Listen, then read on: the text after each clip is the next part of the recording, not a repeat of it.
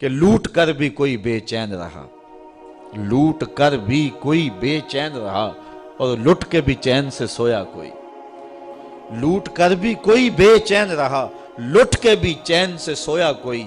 یہ لٹے ہوئے تو جنت کے باغوں میں سیر کر رہے ہیں، جن کی ہڈیاں توڑی جا رہی ہیں حوریں ان کی ناز برداریاں کر رہی ہیں، اور یہ پتھر مارنے والے اب اداس پھر رہے ہیں، اب اندھیرے میں ٹھوکریں کھا رہے ہیں، اب یہ کہہ رہے ہیں یا حسرتاً علی العباد۔ اور پھر جب اللہ کے عذاب کی بجلیاں گرجتی دکھائی دی تو اب پریشان ہو گئے کہ ہائے انہی لوگوں کے قدموں سے چمٹ کے پناہ مانگ لیتے، اب ہم نے وہ چراغ بھی بجھا لیے، اب ان کڑکتی بجلیوں سے کون بچائے گا، عذاب الہی سے کون محفوظ کرے گا؟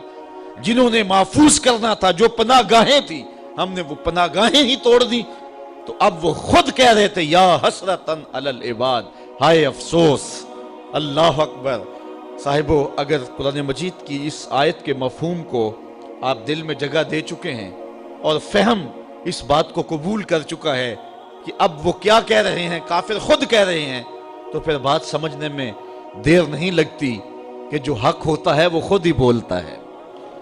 حق جو ہوتا ہے اس کو دبایا نہیں جا سکتا ہے۔ کربلائیں سجتی ہیں تو پچھتانا یزید کو پڑتا ہے، پچھتانا ابن زیاد کو پڑتا ہے، پچھتانا شمر کو پڑتا ہے۔ حسین تو نیزے کی نوک پہ بھی قرآن پڑھا کرتے ہیں۔ اس لیے کافر کہہ رہے ہیں یا حسرتاً علی العباد۔ اچھا، بات تلخ نہ ہو، بات کڑوی نہ ہو تو میں ایک بات کہوں کہ جو باصلاحیت لوگ ہوتے ہیں اور حق کی راہوں کے مسافر ہوتے ہیں، انہیں اپنے قد کو بڑھانے کے لیے بھنڈ قسم کے لوگ ساتھ نہیں رکھنے پڑتے، ان کو اپنے مزارات کے نقشے نہیں دے کے جانے پڑتے کہ اس طرح کا دربار بنوانا میرا تاکہ لوگوں کا آنا جانا رہے۔ ان کے جھنڈے رب خود ہی لگاتا ہے، اور ان کے اٹھ جانے کے بعد ماحول کے اندر ایسی اداسی ہوتی ہے کہ جو دشمن وہ بھی ہاتھ مال رہے ہوتے ہیں کہ یہ چراغ بجھ گیا، یہ زندگی کا اجالا ہم سے چھن گیا۔ تو یا حسرتاً علی العباد کے مفہوم کو اگر آپ سمجھیں تو حق کی جو بلندی ہے اور سر بلندی ہے وہ سمجھ میں آتی ہے۔ ما یاتیہم من رسول الا کانوا بہ یستہزئون۔ اللہ فرماتا ہے جب بھی ان کے پاس کوئی رسول آتا ہے تو ان کا مزاج یہ ہے کہ یہ ہمیشہ ٹھٹھا ہی کرتے ہیں، مذاق ہی کرتے ہیں۔ اب دین کی راہوں پہ چلنے والوں کے لیے اس آیت میں بہت کچھ ہے۔ کوئی یہ سمجھے کہ آتے ہوئے بھی پھول اور جاتے ہوئے بھی پھول، صاحب نہیں، یہ تو کانٹوں کی سیج ہے۔ یہاں تو مقاومتیں بھی ہوں گی، مخالفتیں بھی ہوں گی، اذیتیں بھی ہوں گی، دکھ بھی ہوں گے، تان و تشنیع کے برستے تیر بھی ہوں گے، لوگ گالیاں بھی دیں گے۔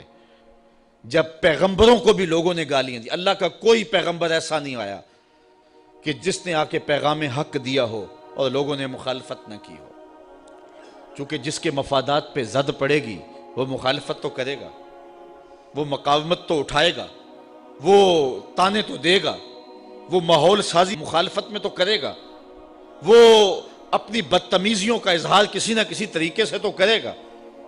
تو صاحب جب پیغمبروں کو بھی لوگوں نے معاف نہیں کیا ہے، جب پاک باز ہستیوں کو جو وحی کے اجالے لے کر کے آئے ان کو بھی گالیاں لوگوں نے دی ہے، تو آج اگر مبلغ راہ حق میں تکلیف سہتا ہے تو اسے ازردہ نہیں ہونا چاہیے، بلکہ اس بات پہ خوش ہونا چاہیے کہ میں بھی پیغمبروں کی سنت ادا کر رہا ہوں۔ مجھے بڑی اچھی بات آج بڑی دیر کے بعد یاد آئی۔ ایک زمانہ تھا جب درس قرآن کا نیا آغاز ہوا تو لوگوں کا رجحان ہوا، تو ہماری بستی کی حالت تو خستہ ہی تھی، لیکن کچھ لوگ جب راغب ہوئے تو ایک صاحب نے ایک شوشہ چھوڑا اور اس نے کہا کہ اس شخص کے پاس جادو ہے اور جو جادو کر کے لوگوں کو اپنے قریب کر لیتا ہے۔ تو میرے ایک دوست تھے پیر بھائی، تو وہ بڑے ازردہ سے ہو گئے۔ اب تو برداشت کی سکت سب میں ہے، چونکہ روز جو ہو رہا ہے ہمارے خلاف تو اب تو عادت بنتی جا رہی ہے، لیکن اس زمانے میں بڑا مشکل تھا۔ تو اس نے کہا جی فلاں نے آپ کو جادوگر کہا ہے۔ تو میں نے کہا اچھا، حضور کی یہ سنت بھی ادا ہوگی، چونکہ حضور کو بھی جادوگر کہا گیا تھا۔ میرے ایک استاد ہیں، وہ مجھے ایک دن آ کے کہنے لگے کہ کچھ لوگ کہتے ہیں کہ رضا ثاقب کے پاس تسخیر قلوب کا وظیفہ ہے، اور وہ صبح فجر کے وقت جب سورج چڑھا ہوا ہوتا ہے تو سورج کی جانب منہ کر کے پڑھتا ہے، اور اس کے والد صاحب نے اسے بتایا ہوا ہے، تو اتنے لوگوں کا جو ہجوم ہے اس کے پاس یہ اس وظیفے کی وجہ سے ہے۔ تو میں نے کہا استاد جی اگر آپ اجازت دیں تو اس مرتبہ مصطفی اجتماع میں وہ وظیفہ بتا ہی نہ دوں سب کو. تو میں نے ان کو کہا کہ میں اس مرتبہ بتاؤں گا. تو خیر مصطفی اجتماع کے اوپر جو کیفیت تھی تو بات ادھر نہ آ سکی اور میں وہ وظیفہ نہیں بتا سکا. تو چلو آج میں بتا دیتا ہوں. وہ وظیفہ یہ ہے کہ جس نے یہ بتایا ہے کہ فجر کے بعد پڑھتے ہیں اس کو مغالطہ لگ گیا. میں فجر کے بعد نہیں پڑھتا. وہ وظیفہ شروع ہوتا ہے ظہر کے وقت اور ختم ہوتا ہے جا کے رات 2 بجے. اور وہ ایک جگہ بیٹھ کے نہیں پڑھنا پڑتا. وہ کبھی گجرانوالا، کبھی سیالکوٹ، کبھی راول پنڈی، کبھی ساہیوال، کبھی ہڑپے، کبھی کراچی، کبھی بیرون ملک، کبھی مسجد میں، کبھی ہال میں، کبھی گلی میں، کبھی بازار میں. اور وظیفہ پڑھنے کے بعد بس چپکے سے گھر لوٹ جاؤ. پھر کن انکھیوں سے نہ دیکھو کہ پیچھے کوئی خدمت کرنے والا آ رہا ہے یا نہیں آ رہا.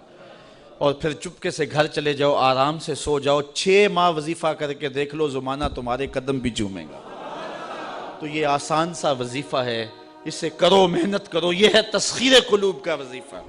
تو حق کی راہوں پہ چلو گے تو لوگ کیا کچھ نہیں کہیں گے. گالیاں بھی ہوں گی، بلکہ اب تو گالی سے بات گولی تک جا پہنچی ہے. پہلے لوگ اپنے نظریے کو منوانے کے لیے دلائل دیتے تھے، پھر ممبر و محراب سے گالیاں شروع ہو گئیں، اور اب تو بات گولی تک پہنچی ہے، خود کش دھماکے تک پہنچ گئی ہے. میرے نظریے کو نہیں مانتے، میری فکر کو نہیں مانتے تو میں خود کش دھماکے سے اڑا کے رکھ دوں گا تمہیں.